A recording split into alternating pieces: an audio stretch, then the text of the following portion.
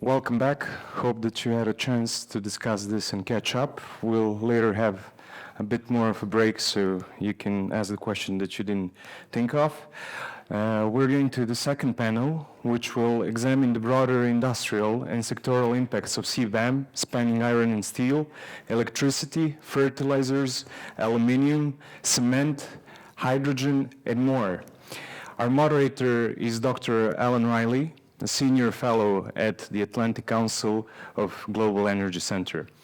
Our distinguished panelists that will join him on stage will be Mr. Nick Ogilvie, a CBAM specialist coming from CarbonChain UK, Mr. Adam Cwetsch, head of European Green Deal Unit from the Energy Community Secretariat from Vienna, Mr. Strahinja Lazarević, Strategic Planning Manager from the Elixir Group, coming from Novi, Serbia, and finally Mrs. Todorka Ristovska, Managing Director at Liberty Steel Mill Skopje. Dear panelists, please take the floor. Right. Well, good afternoon, ladies and gentlemen. We've got a great panel. I've already been introduced. We've got about just over an hour. So what we're going to try and do is to look at all of these kind of broader issues. I'm going to ask the panelists, I give them 5 to 7 minutes each to give their view and their observations. Then we'll have a bit of interaction between the panelists, and then we'll open to the floor. So we should be able to do quite a bit in just over an hour or so. But I am conscious also that we are all that's holding between you and lunch. So we won't go over that hour or so. Right, with no further ado, perhaps we start, ladies first, with Todorka to give her view from the industry perspective. That would be great. Are you hear me? Yeah, we can hear you. Okay, so my name is Todorka Ristovska. I'm General Manager of Liberty Skopje. Liberty Skopje is a very old plant in the region in Macedonia. We are a steel producer. Our products mainly are sold in this region, in Serbia, Croatia, Slovenia, Bosnia, and Macedonia as well. Our 50% of our production is going in the European Union. And related to the CBAM, I'm already third time as a panelist for the same topic. So for us, it's a big concern, and it's good that I'm always in the recently events invited to give my opinion how we are impacted by the new requirement, because not only the CBAM is our challenge today, recently for Skopje mill, was also safeguard measures, and we CBAM we look as economic barrier. Is not that we should be green as much as possible. Is also that we are affecting ourselves in European Union. So as a plant and as a group company, we are part of the GFG recently for 8 years back. Before we have been part of the ArcelorMittal. We try to introduce the corporate culture with implementing all the European standards, how to be health and safety in the best manner, environment, appliance. And we have done a lot of improvement in our project, in our preparation for the CBAM to be green and carbon neutral, because this is not only as a group aim, this is also a requirement from the top management Skopje plant to be also be part of the agenda, and this become daily work for us. We are preparing our mill to be carbon neutral, and I can say that with all the actions that we have done in the last long period, not on short term, we have done a lot of improvements in order to come to the level to apply for the CBAM. Many things were done in terms of gas reduction, because in our production, we use gas as energy, less electricity, only for drive of the motors and other equipments. So I can say that significant projects were done in order to improve the consumption. After we reached some level that reduction was done for 30% in one of the line and 40 on another, today our CO2 emissions is less than zero. But it's not enough, because not only the direct emissions are impacting our competitiveness in the future, it will be also the raw material, because we are a rolling mill. We use the raw material from the past, from European producers, which, considering the now geopolitical situation and the steel industry is very impacted by the situation, and the price and market is really severe affected. We are looking for the new sources from the east or from the other neighboring countries, which is not easy. So now is becoming a bigger challenge for us, because the access of the raw material is not easy. And you always need to compare the CO2 emission in their reporting system, and adapting quick is not, and lead time of the raw material is longer. So I can say that a really big challenge for us if we look on the other side, indirect impact of our raw material. So this is briefly about how the situation is going with our preparation, and what is the expectation for the future. We will see. We are working on it to be prepared. So we are not leaving the things to happen normally. We had a very good support from the corporate. We have good support from the chamber. Also, we are engaging external assistance from the consultants company, from the Europe, to make the calculation in right way, and to be much closer with the cost that we need to assume on the future, because our aim is to be competitive on the market. Yeah, because I can see the difficulty, because what you've got is essentially CBAM is part of a broader range of challenges, partly the scale of monumental levels of subsidized steel being dumped on global markets, and then the scrap issues as well. So it adds. Yes. We are lucky because we are not depending from the scrap, because we are a rolling. Yeah. We don't melt we are not producing the steel from the iron ore. It's our downstream mill who is already used the raw material from in our processes. So only what we see as a concern is the raw material and supply of and the source of the raw material which is coming. So that's really good, actually. Yes, this is good from one side, yes, but when we see that we are tightened from the supplier side, and origin of the material that we need to bring, and what kind of origin after that we need to provide to our supplier, especially when we are delivering in European Union. Now is another challenge which steel industry is affecting. Everybody who is in the steel industry know about the melt and bolt, where totally origin will be impacted. So many things are concern for the steel industry.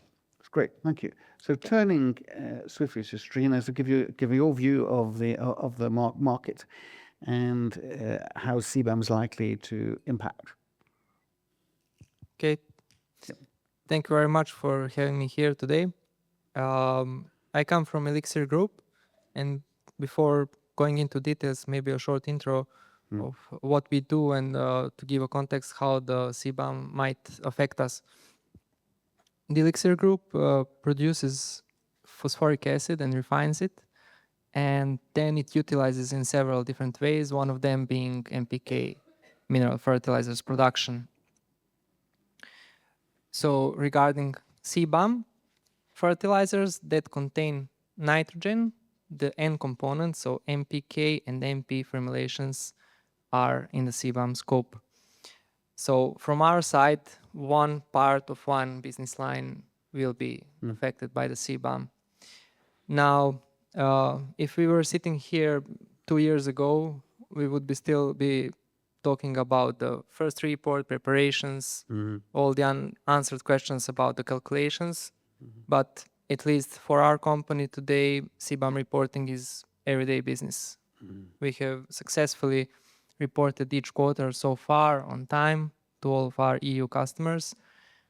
And what we are pleased to say that from the day one, from the first report, we have used the actual data. We calculated our emissions, and our customers were pleased to have these numbers because they turned out to be significantly lower than the default or recommended values, which just maybe to highlight represent the global averages from the Joint Research Center study.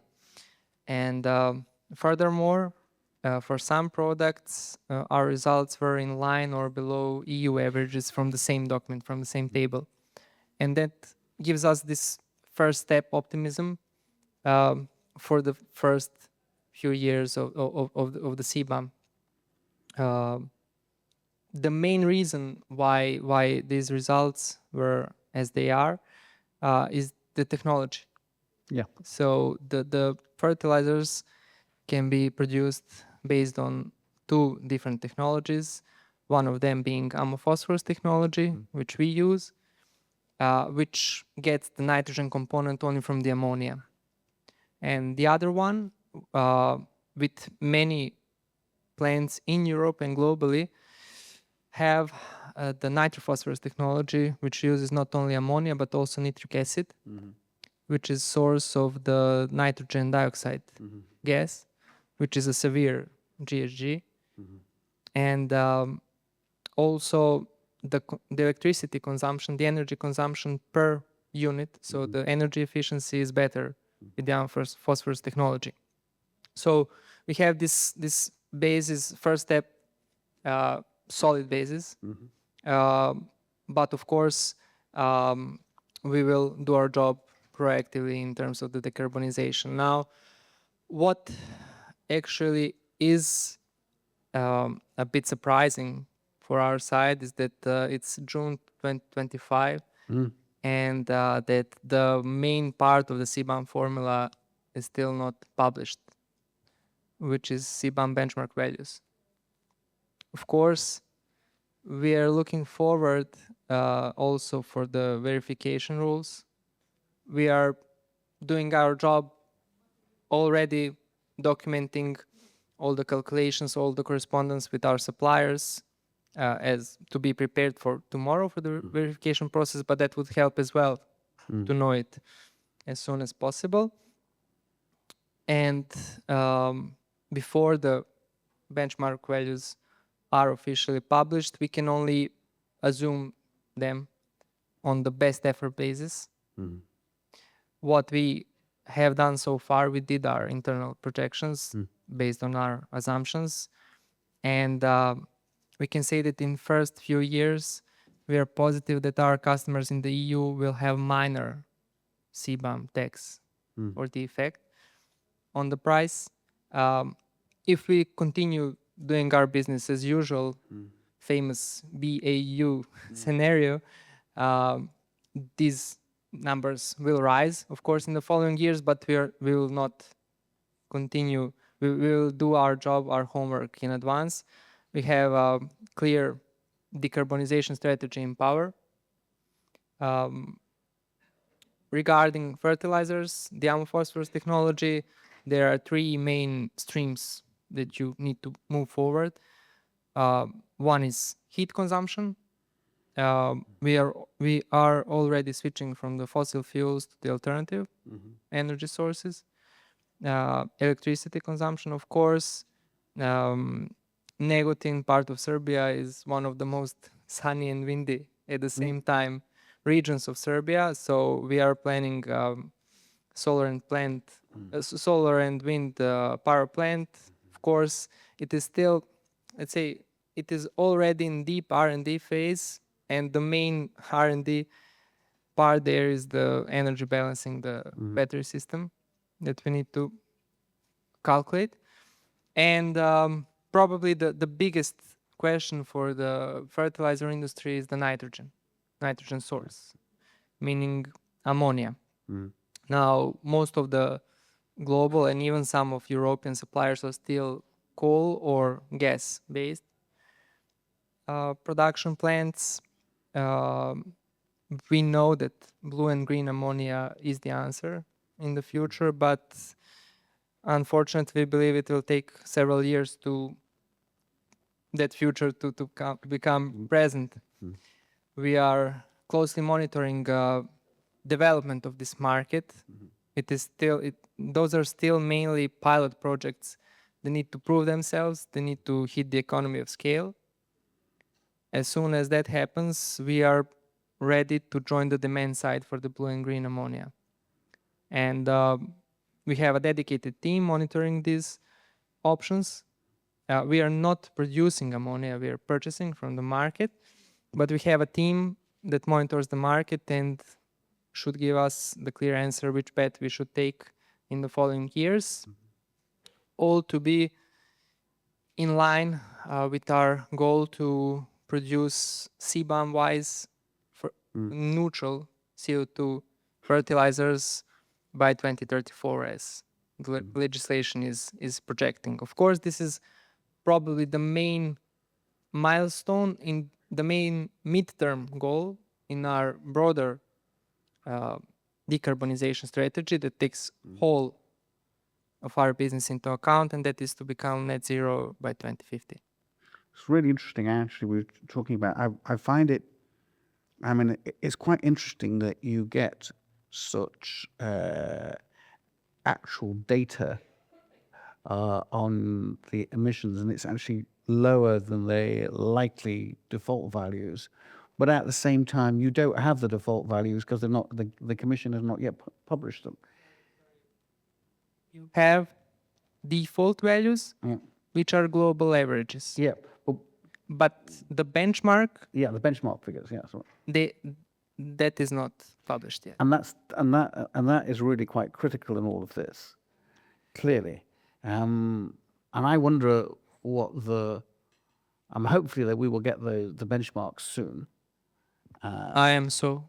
Yeah, I mean that was, but the other issue with all of this is if you've got significant gaps between defaults and the actual data, you're going to obviously, there's a whole verification process, which I think is inevitably going to apply. And obviously we don't know how the verification process is going to work exactly, either do we? But all of these things kind of crowd in terms of, there are lots of unknowns as to how this is going to work.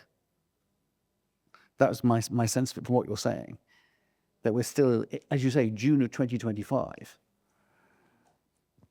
Yes, we expected it to be sooner. And what we can do from our side is to act as tomorrow we will sit with the authorized verifier.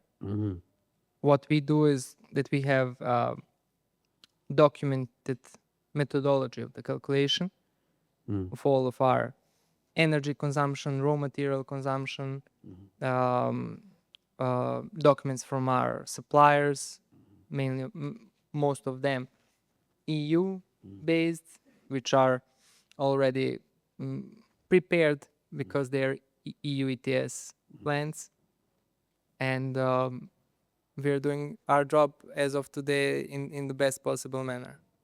Because what is very interesting also about what you're saying is that what you're looking at is the extent to which, with a degree of technical adjustment, you can actually significantly lower the emissions, so that you can actually get to those much lower actual emission values, making it reducing the overall cost. So it's clearly there are really what you're suggesting is that not just in your sector but in other sectors, the incentives to look at technical adaptation, which may not have been looked at before in other sectors, is something which could be of a lot of value in a lot of different market sectors which are going to be affected by CBAM. That seems to me one of the lessons. Yes, technology is one of the main drivers of your environmental friendliness. And I think that, and I think with this, with the CBAM's acting as the driver to encourage you to do this. And perhaps in some sectors it's more obvious what you potentially could do. But it seems to me often it's worth looking at this and focusing on, because of course you may not have had any particular incentive to do it in the past, but this gives you a fairly monumental incentive to look at this and see what you can do. Because if you get those actual values down, that is significantly commercially attractive. Sorry, Todorka. Yeah, yes, of course. I mean, what I compared is the current results and the global averages. Now, I'm not saying that we are already where we want to be. There is a complex road in front of us, and the CBAM will incentivize many investments regarding scope 1 and 2 firstly. So what we will focus in the first years are projects that can change picture in our gates, so in our factories. So we will do our homework, and for the scope 3 in fertilizers, which is ammonia, we will also prefer the suppliers that are as committed to the green agenda as we are. That's great. So, Todorka, did you have something you wanted to mention? Yes, I can say that CBAM from the other side for us present that we need to work on the new technologies. We need to see what can be delivered, and we are exchanging also a lot of information from other mother companies who already have some experience. When the CBAM was already announced, the first project that we were working on it was how to utilize the exhaust gases from our processes, except we are doing the new furnace and our consumption is reduced. So normally this is completely new, not old 60 years furnace which was used so many, and it was not efficient. It was recommended the best technology for implementing new furnace. The second that we are doing now, or the second step, to utilize some exhaust gases that today we are putting in a year to be utilized again for heating of some section of the furnace. Also some improvement with the experts from the worldwide about combustion, better combustion of the ovens, which was not even thinking before. But all of this is like somehow improvements and opportunities to come to the level that is in line with the European standards. So it's giving really good opportunity to improve ourselves. Not only that, and we are not stopping there, it's always how to be more efficient, how to improve the reliability, productivity, and this is something that is day-to-day work and some strategy actions which we are taking in order to be better and better. We say continuous improvement. This is somehow as the way forward, yeah. Yes, to go forward. That's great. That's a really kind of nice illustration. So now moving from the commercial perhaps to the regulatory, Adam, should you want to give it that's right. Excellent. Your line, please. Thank you very much, and thank you very much for having Energy Community Secretariat at this event and a very timely discussion, needless to say. CBAM is around the corner. We have to say it out loud. It's 6 months plus 2 weeks that CBAM will apply to. And that's the reality of the companies which are interested in importing goods to the EU market. I know it sounds obvious, but this is really reality on the ground. Confronted, of course, with a lot of questions that we've been already asked, were posed already today. ourselves as Secretariat, or Energy Community as an organization, we are intergovernmental organization. So we have as our members Western Balkan 6 countries, but also 3 Eastern countries, Ukraine, Moldova, and Georgia. So we have 9 members which are de facto EU accession countries. This is important to note. And of course, the accession framework is also determining significantly different way how those countries are acting vis-a-vis the EU. They have their obligations, they have the framework for bringing legislation into their respective systems well ahead of the joining EU in the end. And this is also the prism through which we look at the process of how CBAM could interfere with that process of bringing the countries closer to the EU. As Secretariat, we have prepared different CBAM readiness reports. So we look closely, specifically to the energy sector, specifically to the electricity sector. This is of course, the primary point of interest, and the way how we look at it is also to what extent we could define risks related with application of CBAM to the 2 main priorities. First one is the priority of integrating electricity market with the EU. Jovana in the panel before mentioned how important this process is, this so-called market coupling, which de facto will mean, if finalized, that our members would become part of the EU electricity market before being EU member states. So that's one priority. And priority number 2, of course, is the process of decarbonization, which is a twin priority to the market integration. And now energy as such is, of course, important because of direct imports to the EU on one hand, but also as an indirect precursor for other goods. Let me focus more on this direct imports and how we see it.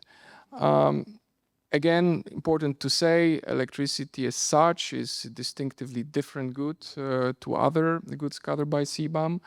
That means that, for example, looking into CBAM regulation, you see very much strong customs rules logic. And such logic applies, of course, in a different way to electricity. Electricity is a good which is very difficult to follow. It's difficult to follow electrons that cross the border.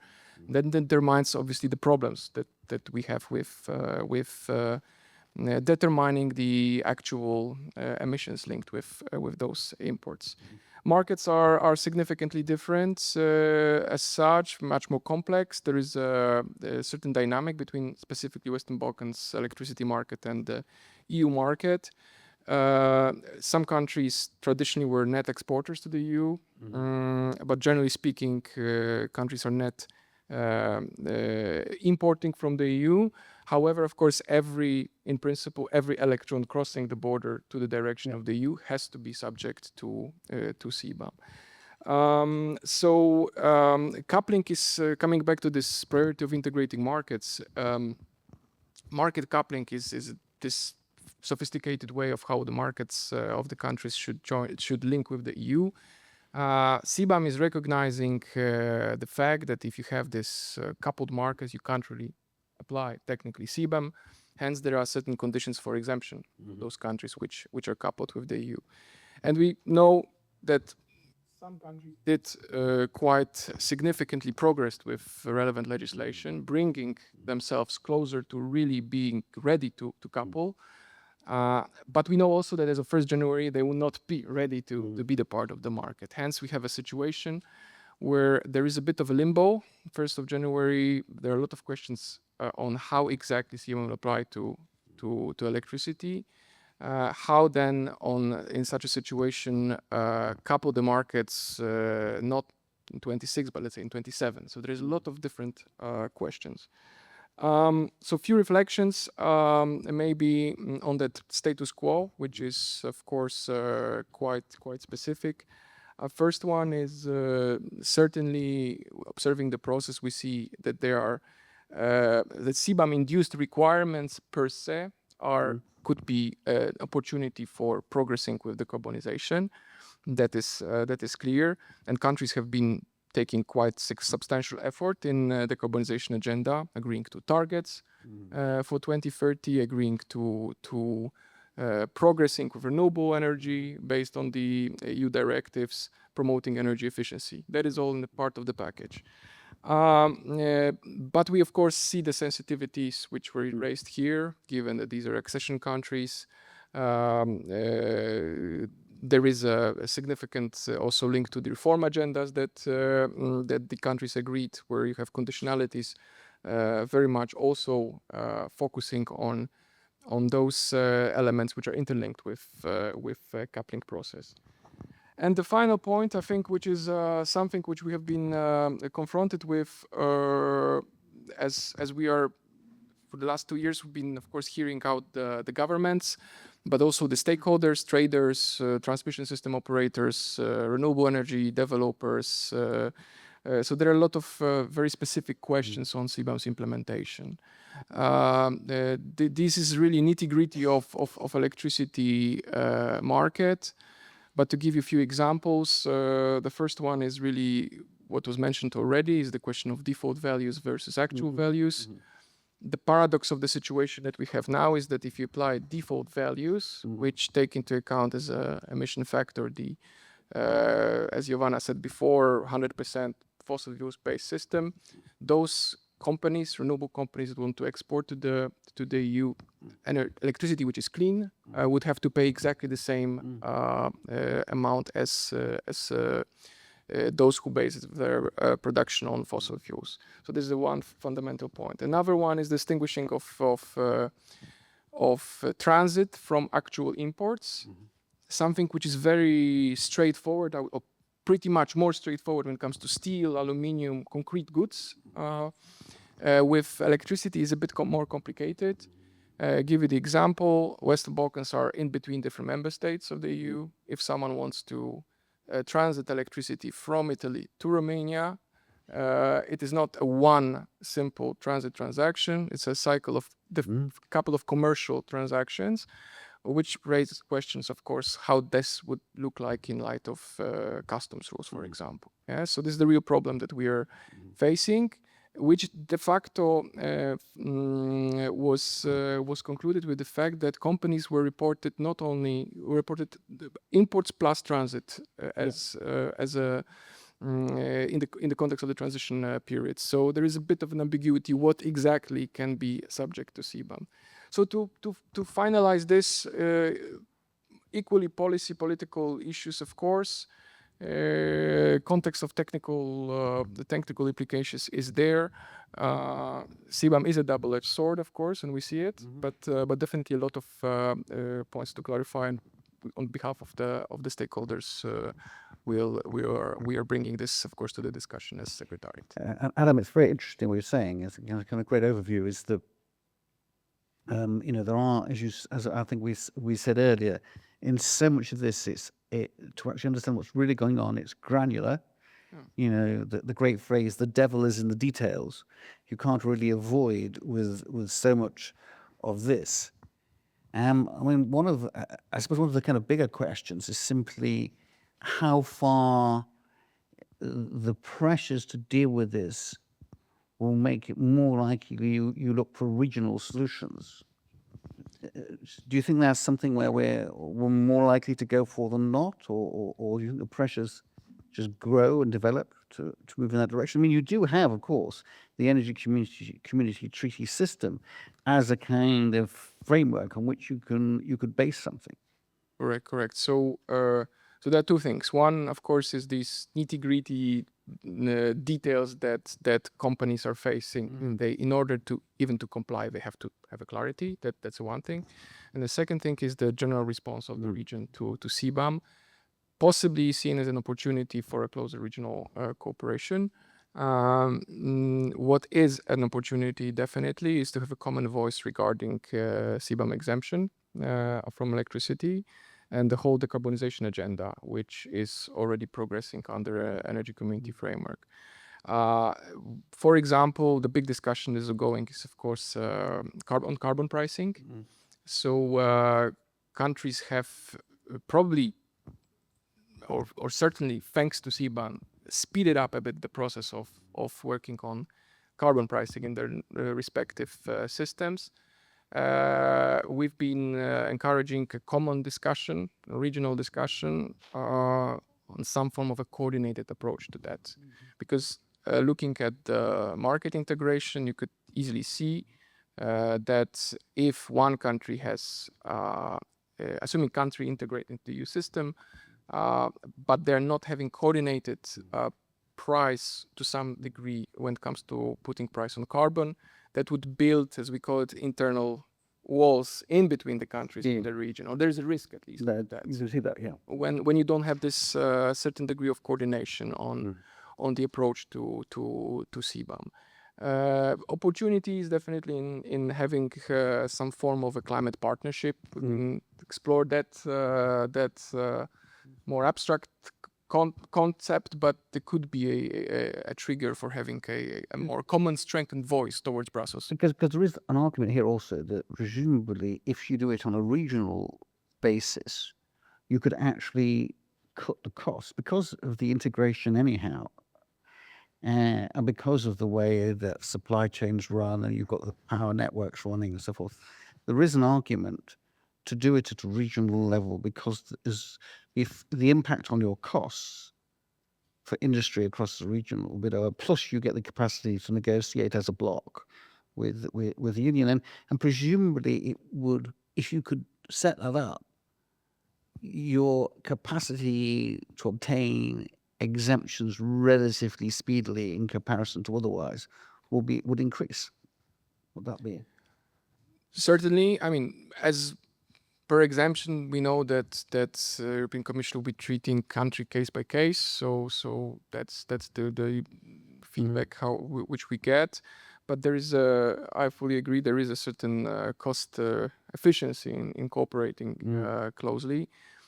However, one could also claim that when it comes to, again, to carbon pricing, for example, to what degree the costs of building something together in the region are a bit higher than actually aligning directly with the EU ETS, right? So another angle of looking at that, it would be that actually, and that is an interesting angle, but yet a bit abstract still, but there is an ongoing discussion in the EU about 2040 targets, about the future of the EU ETS. There is a lot ongoing interesting discussion on the usage of international tools for carbon pricing, for carbon trading under Article 6. To what degree this discussion with CBAM could be an interesting trigger of actually building something more concrete in between here and now and EU accession. Yeah, so the fact that countries can cooperate with some within some interesting creative framework vis-a-vis EU, still before acceding into the EU, which of course we hope will happen. It's rather like what you're describing in a sense is building an aeroplane whilst it's flying, whilst at the same time then rebuilding the aeroplane and fitting a few extra engines on before it lands. That is essentially what you're trying to do. Which is bread and butter of our work. Indeed. I know. I think it's the sort of madness we're trying to deal with. So on that note, last but not least, Nick. All right. Hi, everyone. Good afternoon. Well, morning still. I'm Nick Ogilvie. I'm a product manager at CarbonChain. We are a carbon accounting software provider based out of London. And I've had the pleasure of building our CBAM product over the past couple of years, working with lots of really, started working with our trading clients, steel, aluminium focused businesses, and now do a lot of work with fertilizer producers as well.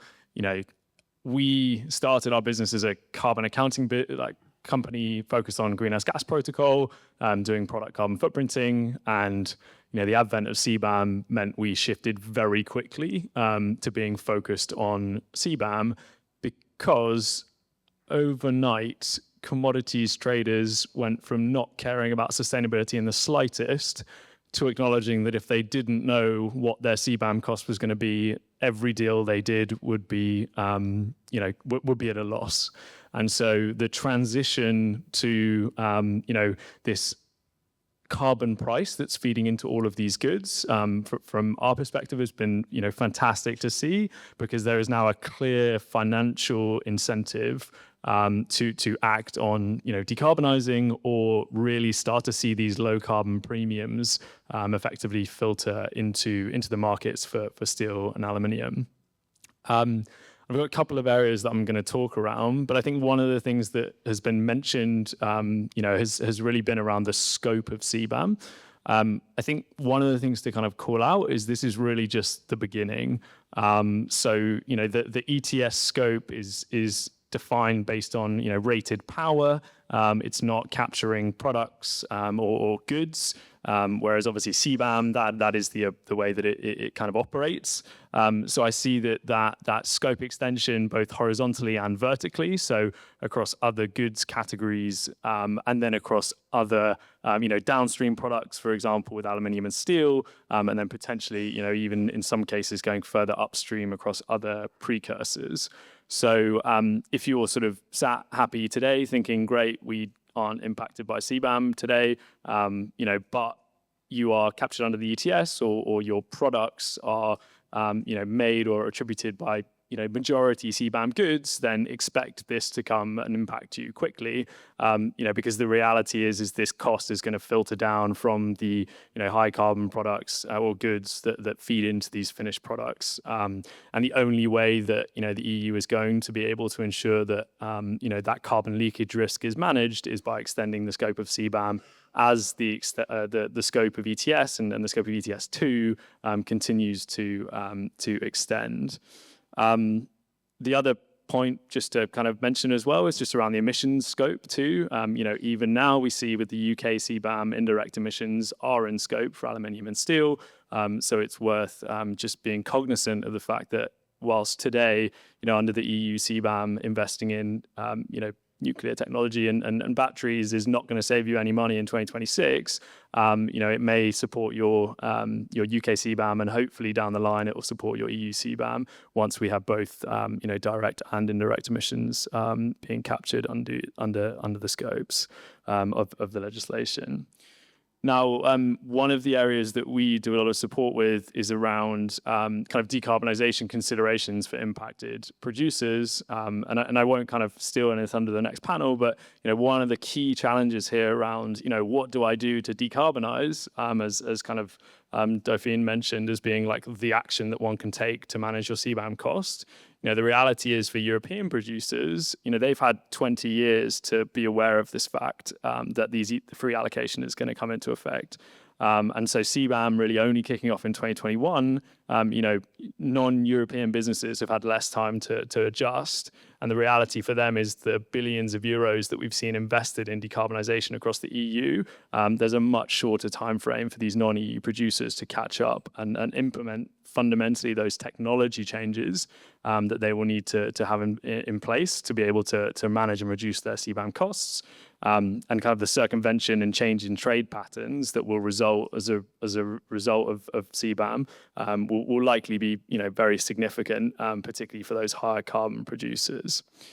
One of the other areas that beyond CBAM benchmarks and default values that obviously we need to see as soon as possible to enable a lot of these businesses that import these goods to fundamentally manage their financial risk, which today they cannot do, and is impacting significant number of transactions that we see today, where clients have 6-month lead times on their import of steel and aluminium goods, is around verification. So it's worth bearing in mind that you have two liabilities or two kind of variables in CBAM cost calculations. There's the EUA price, which one can buy various derivatives today and hedge that exposure relatively straightforwardly.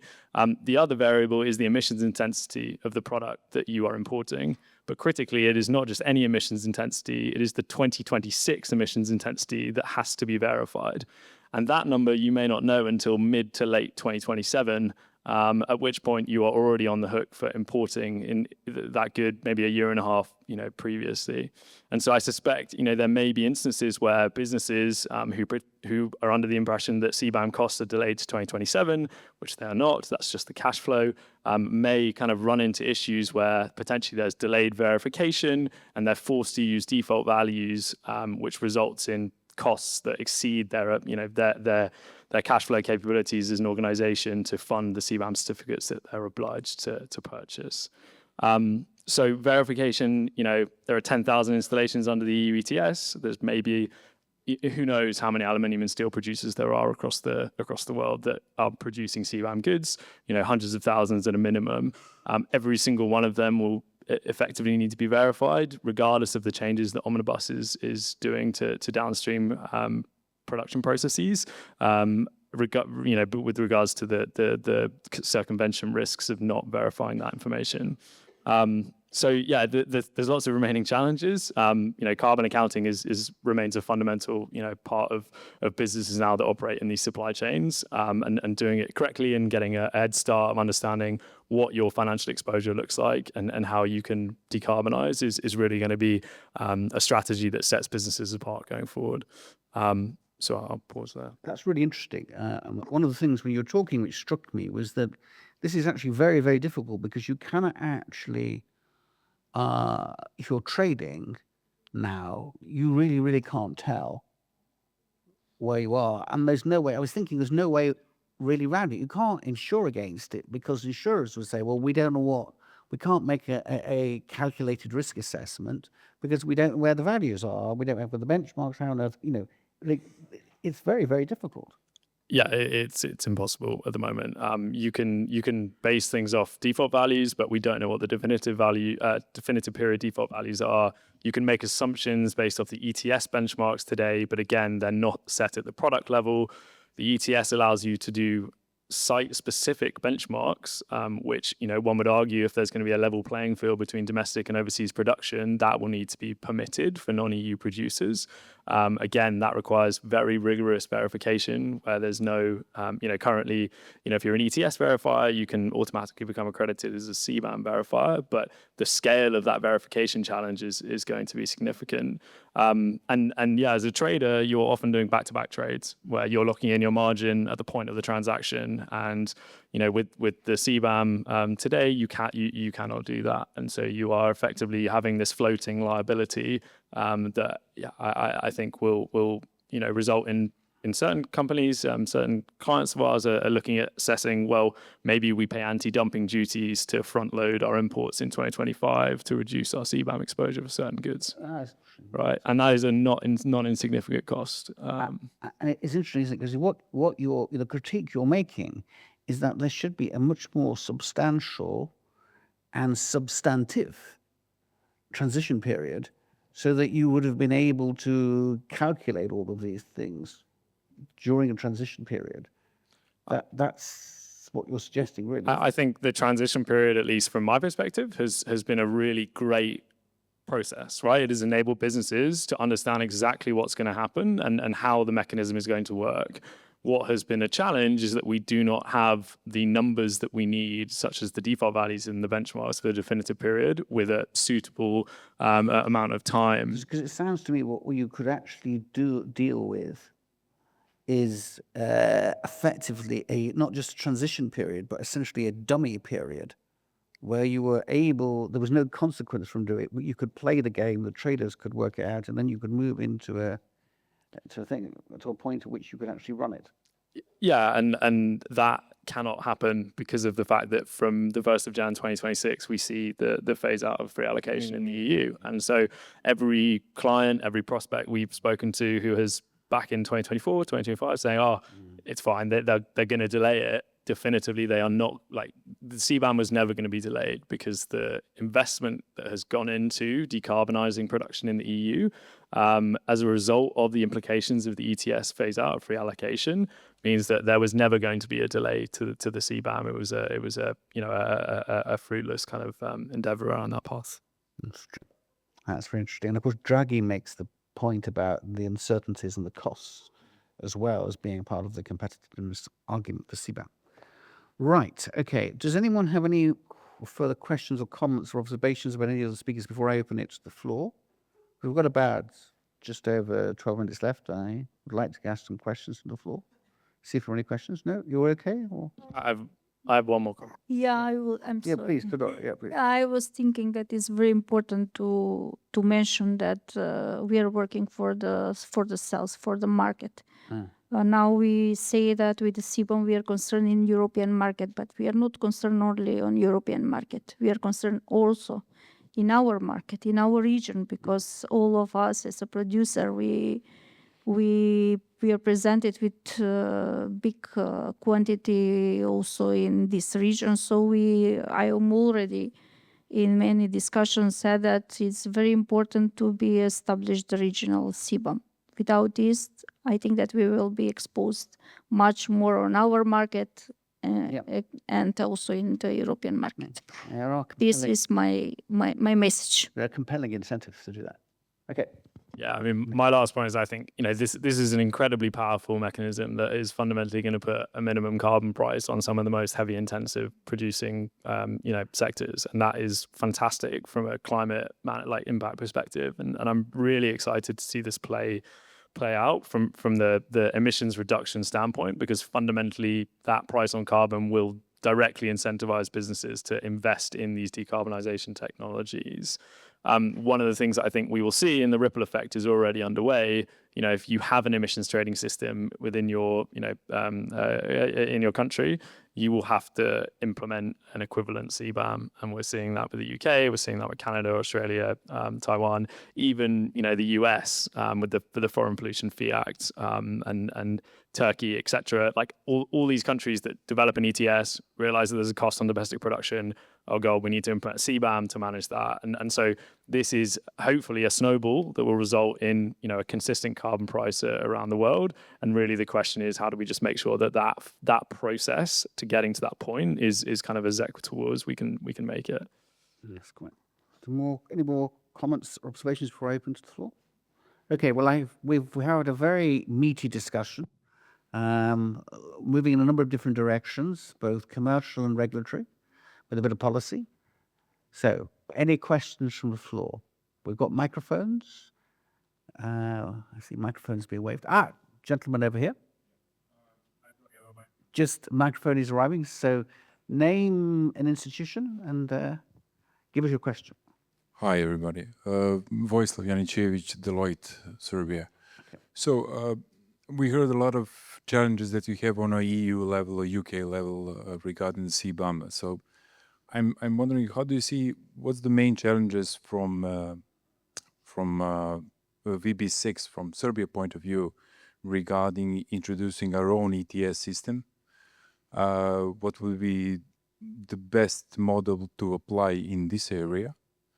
And second part of the question, what do you think, how can we avoid probable increase in power price in Serbia, which will be the main effect of the introducing the CBAM starting from 2026? Thanks. Okay, does anyone who wants to have a go at that? Adam, do you want to have a go? Thanks. I can try to comment on that. Given that under Energy Community we had for the last 2 years the discussion on actually how to set up a proper carbon pricing system where there is an appetite for a regional one, where there is rather an appetite for national systems. As a matter of fact, it's more the former. There is more an appetite for national systems. In fact, Serbia has their plan to have a carbon tax. Our different options were circulated on the table. European Commission have prepared an impact assessment on that. With the obviously ultimate objective is to join the European Union and EU ETS, but it's not, of course, that obvious what is the transition model. But the discussion is still left quite open. There is no a recommended option. Coming back to your question, whether carbon tax is better, EU ETS, national ETS is better, or or some kind of a hybrid maybe. The whole idea, I think, behind having a very good approach to that is to have a most pragmatic and realistic and fair approach at the state level. So pragmatic meaning gradually aligning with the EU ETS, because that's the ultimate objective of every EU accession country. Second, gradually aligning meaning increasing the price, obviously, in a reasonable, gradual way. And at the same time, coming back to your final point about the prices, using that momentum to set up a well-functioning redistribution mechanism of those carbon revenues. And here we can enter into more creative way of thinking, to what extent could be blended into some form of a grant that could come from outside. But generally trying to set up a system which ensures that that money goes back, not to, let's say, fill up a budgetary gap, which is, knowing EU member states, very often this money is actually coming back to the budget and not necessarily going back to the decarbonization investments. So to avoid these mistakes, it would be important. But generally, discussion on carbon pricing is and the momentum on carbon pricing creates a very interesting opportunities for this form of redistribution and assisting the countries to mitigate the effects at the same time. Does anyone else have any particular thoughts about the ETS, or indeed the dealing with the potential of higher power prices?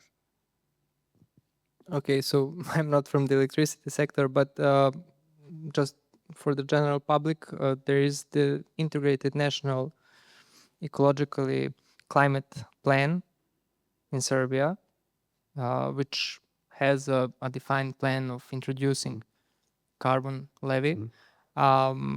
As far as we know from the document, it goes more towards carbon tax than the trading system, emission trading system. It has some dynamics projected.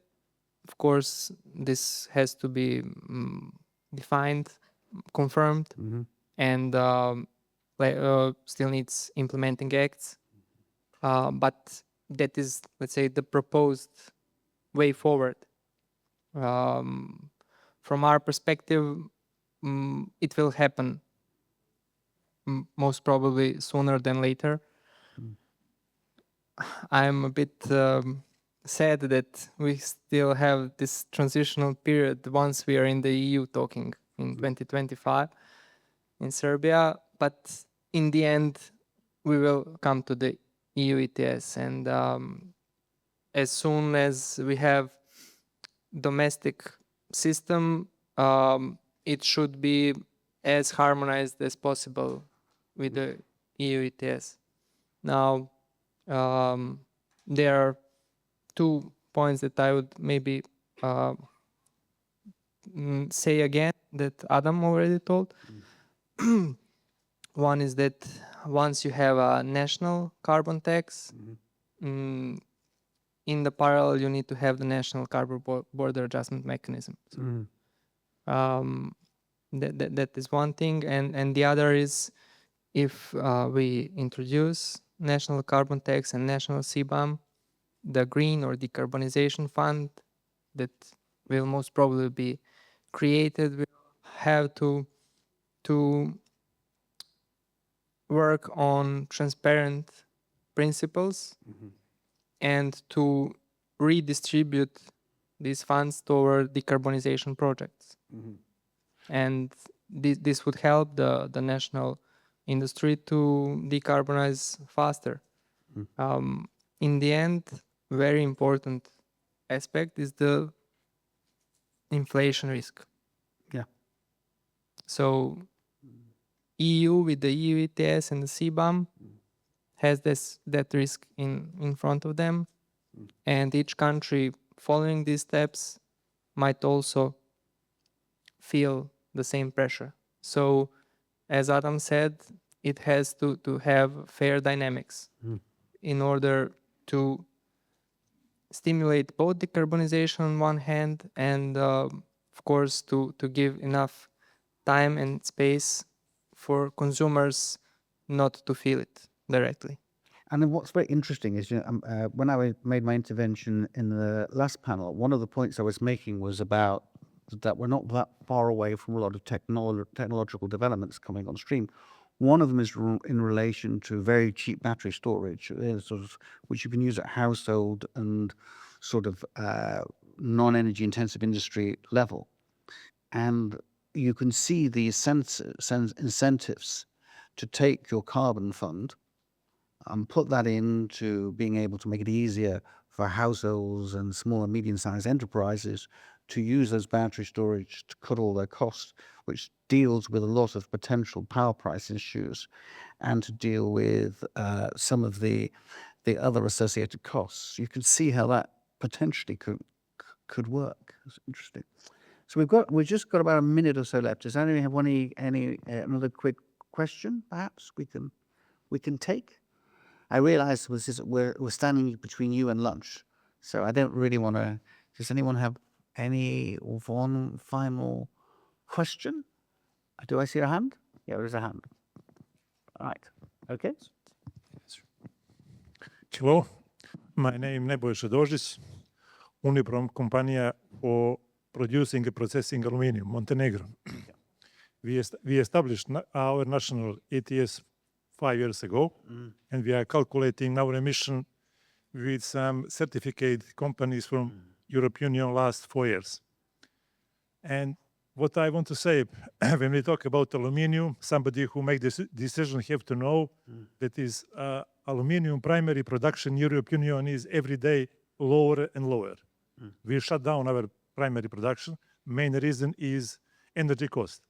And all companies of processing aluminium, I know there is couple companies in Serbia, they have to import aluminium from all over the world. And now when we calculate our emission, according to customer request for European Union, we are calculating our emission and indirect emission.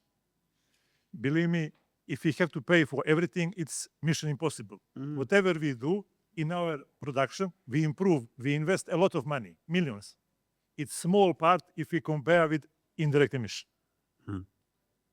That's it. So that's a kind of observation more than a question. I don't know if anyone has any comments on that, or shall we?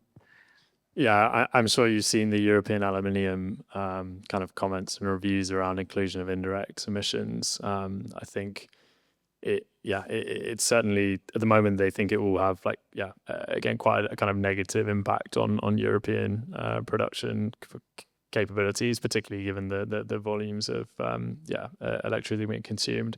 I think one of the areas to just kind of bear in mind with the aluminium space is that most producers with similar technologies all have pretty consistent direct embedded emissions, driven by the fact that the scope of CBAM for aluminium is purely the smelting component and then any downstream finishing. There's some look into alumina inclusion. Again, that kind of generally thinks that would be negative impact from an EU producer standpoint. But yeah, as a result, a lot of the interest from you can already see some of the LME kind of contracts for delivery, they're baking in a pretty consistent CBAM cost for January 26 deliveries already. The interesting part for aluminium will be, to your point, if you are trying to sell low carbon products, you will be presenting two carbon intensity numbers, the CBAM direct embedded emissions figure, which will be relatively consistent across all producers using similar technologies. And then the product carbon footprint, a full greenhouse gas protocol aligned report will tell you if it's actually low or high carbon material, because that will obviously incorporate the indirect emissions component. One of the big concerns that we hear is just the treatment of scrap. There is a blanket, all scrap is scrap, and scrap's out of scope of CBAM. That doesn't account for things like pre-consumer, post-consumer scrap. And we hear lots of stories of particularly, some of the remelting sites. There's going to be to a certain extent, abuse of that system where, one man's scrap is another man's primary materials. So that's something that, again, verification is going to have to be really good to be able to ensure that level playing field is maintained between domestic and non-EU producers. The aluminium sector obviously is one that we spend a lot of time working on, but relative to steel and fertilizer obviously is still a smaller component, and therefore will likely gain less attention with regards to the pushback that we've seen from various association bodies trying to make sure that it's treated correctly under the CBAM. Unfortunately. Thank you for the comprehensive answer and reinforcing the general view that so much of this with CBAM, the devil is truly in the details. I will thank you for that, and thank you to the panel. And I'm glad to say that lunch is available. And again, thank you very much for the panel. Thank you.